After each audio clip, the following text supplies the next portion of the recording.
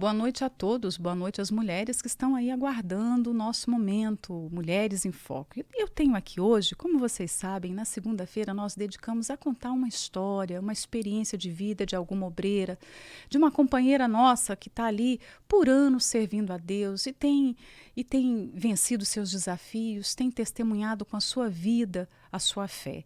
E hoje eu tenho uma história muito interessante. É da senhora Daura Branco de Souza.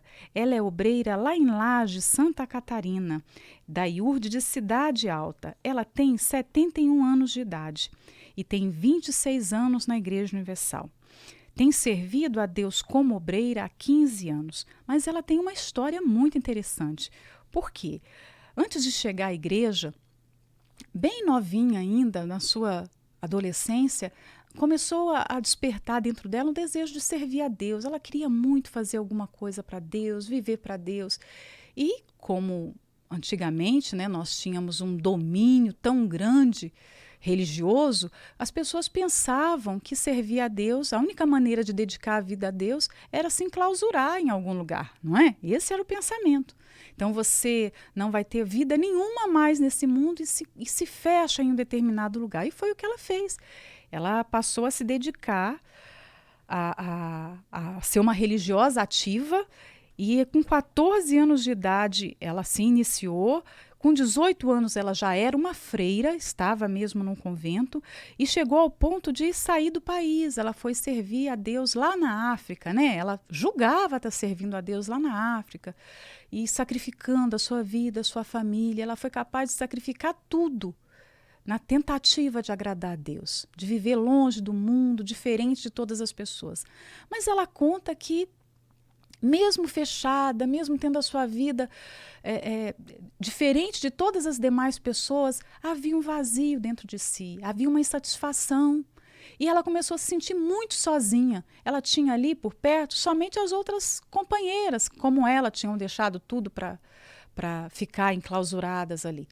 E ela começou a pensar, poxa, eu posso servir a Deus, ter uma família, eu não preciso ficar aqui sozinha. Deus não vai se aborrecer comigo se eu abandonar essa vida. E depois de muito tempo, ela teve coragem e abandonou a vida religiosa. Voltou para o Brasil, constituiu família, que era o seu maior sonho, né? Continuou sendo fiel à sua religião, às suas tradições, a todos os ensinamentos que ela tinha recebido. Mas ela constituiu a sua família e lutou pelo seu sonho de ter a felicidade conjugal, a felicidade familiar.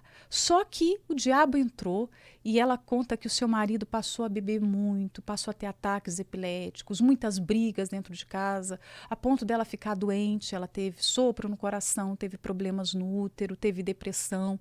E no auge desse sofrimento, ela ouviu um programa que fazia um convite para chegar até a igreja. E ela recebeu esse convite, embora tivesse a resistência, porque, como ela aqui, eu passei por isso também. Eu vim de uma família tradicionalmente muito religiosa, que se orgulhava de falar: ninguém da nossa família nunca pisou numa igreja evangélica, não vai pisar. Então eu fui a primeira a me converter, enfrentei muitas lutas, uma resistência tremenda. Então a senhora Daura também. Ela conta que os seus familiares todos se voltaram contra ela. O seu marido, que ela o amava demais, era o sonho da vida dela ter uma família. O seu marido ameaçou abandoná-la. Se você continuar nessa igreja, se você continuar indo lá, ouvindo os programas, o casamento está acabado. Ela resistiu, permaneceu fiel, lutou pela sua família, com o seu testemunho de transformação, porque nós ganhamos. Como falamos no programa anterior, nós ganhamos os nossos familiares, as pessoas mais próximas, com o nosso testemunho, não é com o nosso discurso. Então, ela conseguiu que o seu marido percebesse a diferença, o quanto ela tinha mudado como ser humano, como ela tinha mudado como mãe, como esposa, como pessoa.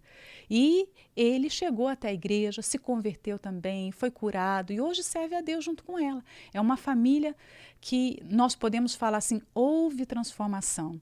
Imagina, ela levando aquela vida religiosa, achando que estava servindo a Deus, mas numa completa insatisfação, totalmente perdida, vazia. E depois aqui você pode ver o contraste, a foto dela como religiosa, a foto dela servindo a Deus, o semblante muda, tudo muda na pessoa, não é?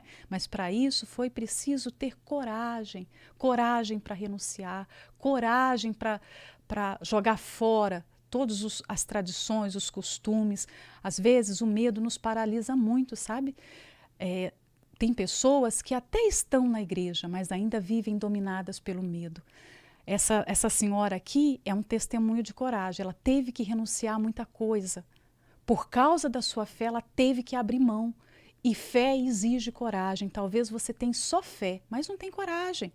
Tem pessoas que passam a vida inteira, até dentro da igreja, com medo do que as outras pessoas estão pensando dela, com medo de manchar a sua reputação, zelando só pela sua imagem, com medo que o marido venha trair, com medo que o filho venha se desviar pelos maus caminhos, com medo. Nunca tem uma atitude de coragem, não são capazes de renunciar, de abrir mão por nada.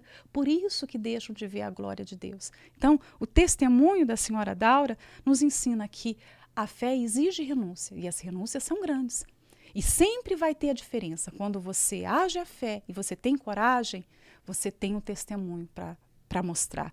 Nós vemos essa diferença na ação, na coragem, na atuação do Espírito Santo numa pessoa através da vida do apóstolo Pedro. Ele, antes do Espírito Santo, ele era um homem medroso, um homem impetuoso, um homem que não sabia o seu lugar.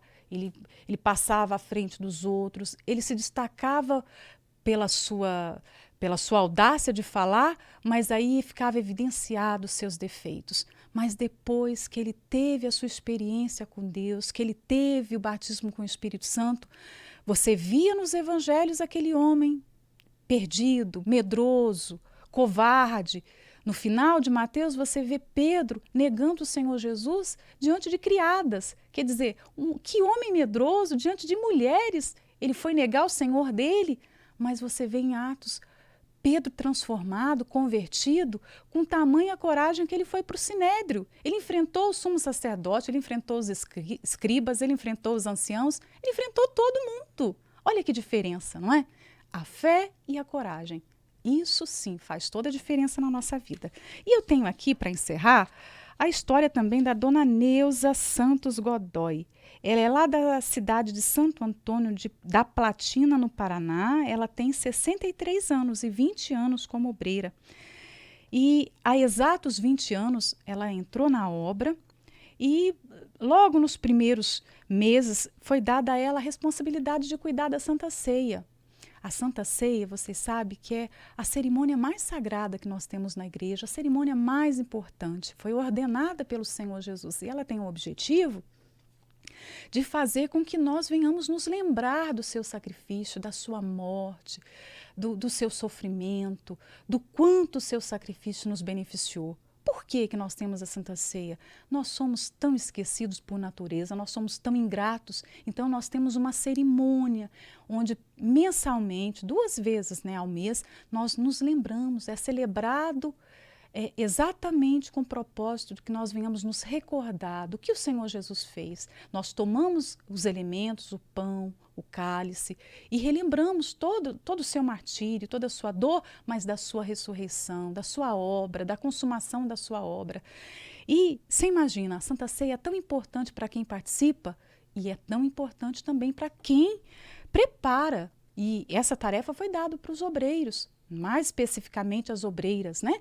Nós chegamos, vocês que de repente tem pessoas que estão nos ouvindo, acompanhando pela internet agora, você chega na igreja, na reunião, você senta ali e você espera ser servido. Mas a Santa Ceia não começou ali, naquele momento em que o pastor manda você apanhar os elementos e levantar para o alto. A Santa Ceia começou no dia anterior. As obreiras se prepararam, elas foram para um lugar. E é importante lembrar, cada obreira, nós temos obreiras espalhadas aí pelo mundo afora. É importante que as obreiras tenham cuidado de ter um lugar bem limpo, e limpo com antecedência. A gente não vai limpar na hora da Santa Ceia, não. Não, a gente limpa aquele ambiente. Lembra quando o Senhor Jesus mandou os discípulos prepararem o lugar para a ceia?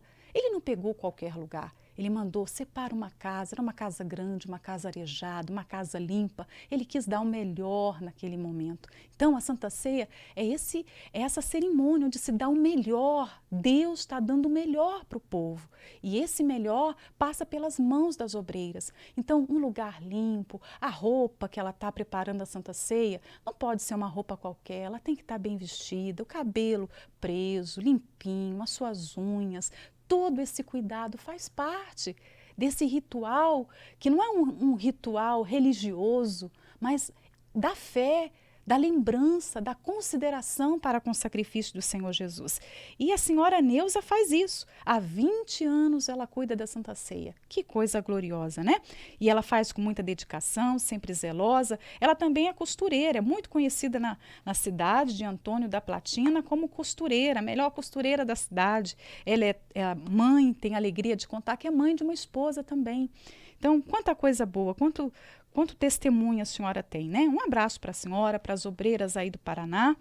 E em cada história a gente pode fazer desse relato um ensinamento, tá bom? Nós voltamos no nosso próximo programa. Até lá!